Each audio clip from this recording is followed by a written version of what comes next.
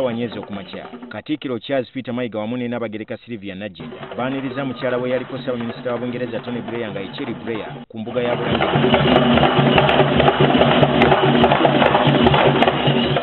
oluvannyuma wabaddewo akafubo wakati w'abakulu bombi nga tebannaba kujja kwogerako eri abamawulire.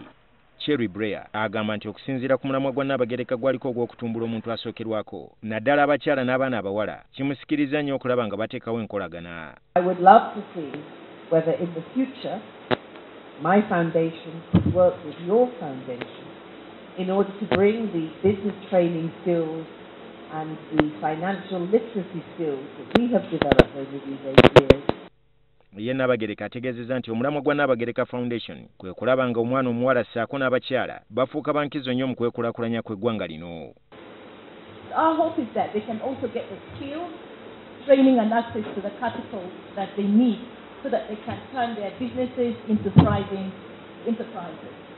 Nnabagereka era agamba nti kino kyakola kize kyeyoleka myaka 9 gy'amaze mu nkola ey'ekisaakaate.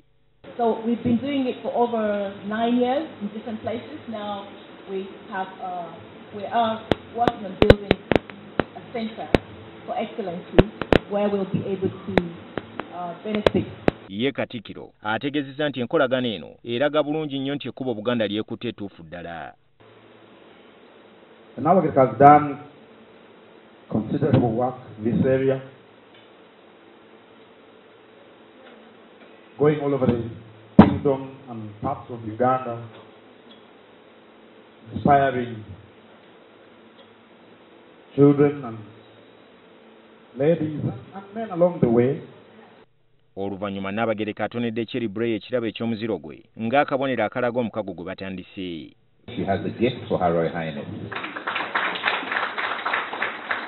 Bo abayizi ba St. Janani Schools e Kabalagala be basanyusizza maama Nnabagereka n'abagenyi be. Dini Lubowa Sava, NTV, Akawungeezi.